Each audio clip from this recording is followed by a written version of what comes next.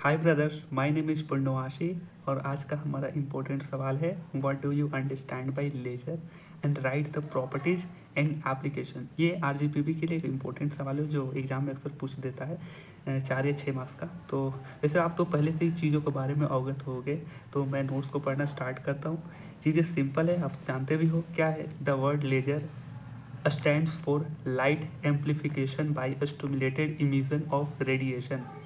ये होता है इस लेजर का full form. And laser is a device use produce a high intense monochromatic coherent and unidirectional light beam. High intense का मतलब है कि लेजर की जो लाइट है वो, जैसे ये लेजर जा रहा है, वो ज़्यादा डाइवर्ज नहीं करती है, वो एक ही डायरेक्शन में और एक ही कंसनट्रेटेड लाइट रे के साथ वो पास कर रही है। तो इंटेंस का मतलब ये हुआ हाई इंटेंस। मोनोक्रोमेटिक मतलब कि हाँ एक ही लाइन में है, कोहेरेंट होती है, यूनिडायरेक्शनल होती है, बिल्कुल आपको पता है। It was discovered by Townes and Schawlow, ये 2 साइंटिस्ट है 1950 के दौरान। The principle of laser based on stimulated emission. There are 2 types of laser. ये स्टिमुलेटेड इमिजन क्या है अभी के लिए ध्यान में रखना, बाद में इसका बहुत ही बड़ा रूप आने वाला है जब आगे लेजर के बारे में डिस्कस करेंगे। तो there are 2 types of laser. पहला क्या है, सॉलिड लेजर। सॉलिड लेजर में एग्जांपल होता है रूबी लेजर का। गैस लेजर में एग्जांपल होता है helium neon laser, CO2 laser. इन तीनों लेजर भी इंपॉर्टेंट सवाल आते हैं, इन तीनों का भी डिस्कस किया है मैंने, मैं आगे वाले वीडियो में करूँगा, ठीक है। तो इस तरीके से लेजर का डिफिनीशन हो गया।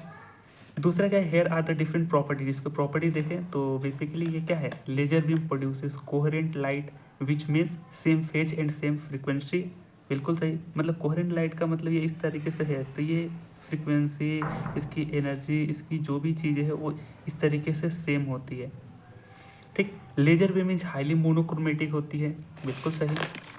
उसके बाद क्या है कि laser beam is extremely intense होती है, बिल्कुल सही। Laser beam is highly directionality, इसकी डायरेक्शनलिटी हाँ ज़्यादा दूर तक मोनोक्रोमेटिक वे में, मतलब मोनोक्रोमेटिक लाइट सोर्स है तो ज़्यादा दूर तक जाता है, तो ये डायरेक्शनलिटी इसकी हाई होती है। अब इसके एप्लीकेशंस को समझते हैं, ठीक।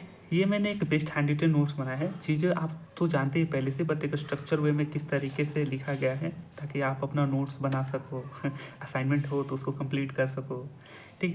एप्लीकेशन में क्या है, जाहिर सी बात है मेडिकल एप्लीकेशंस में laser surgeries like eye correction, removing of tumours जो होते हैं किडनी स्टोन में, और स्किन ट्रीटमेंट में आजकल तो बहुत ही ज़्यादा व्यापक रूप से इसके यूज हो रहे हैं। डॉक्टर लोग तो बहुत हीरो बन जाते हैं लेजर लेके जस्ट फॉर जॉकिंग पार्ट। यहाँ पे दूसरी चीज़ कम्युनिकेशन, हाँ तो ऑप्टिकल फाइबर कम्युनिकेशन आपने देखा ही होगा, जो डाटा को हाई स्पीड के साथ ट्रांसमिशन करता है, जैसे सैटेलाइट कम्युनिकेशन सिस्टम हो गया।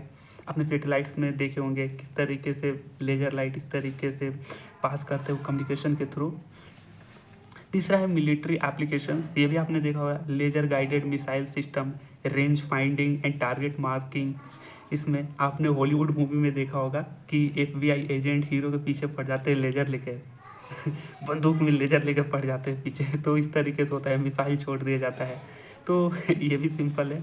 दूसरा चौथा क्या है, इंडस्ट्रियल एप्लीकेशन। हाँ आपने देखा होगा कटिंग, ड्रिलिंग, वेल्डिंग मटेरियल्स होते हैं, प्लास्टिक मेटल्स को कट करते हैं, वेल्डिंग करते हैं, ड्रिलिंग करते हैं। वैसे मार्केट में जाते देखते हैं, जो भी लाइट जो होती है उसे देखने में बड़ा मज़ा आता है, वो आकर्षित भी दिखता है। जैसे ही आपको आंखों में खराबी करता है, डायरेक्ट नहीं देखना चाहिए, तो समझना वो लेजर है तो देखा होगा आपने, वेल्डिंग में भी होता है। तीसरी चीज़ क्या है, पांचवी चीज़ साइंटिफिक रिसर्च में, हाँ spectroscopic and studying molecular structure. हाँ साइंटिस्ट लोग भी मॉलिक्यूल पे लेजर से उसके बारे में स्टडीज़ करते हैं, डिफरेंट डिफरेंट प्रॉपर्टीज़ के, तो spectroscopy and studying molecular structures. छठा है होलोग्राफी, क्रिएटिंग 3D इमेजेस। तो इस तरीके से एक बेस्ट हैंड रिटन नोट के साथ इस सवाल को हमने कवर करा। मिलेंगे आपसे अगले इम्पोर्टेंट सवालों में, तब तक के लिए बाय।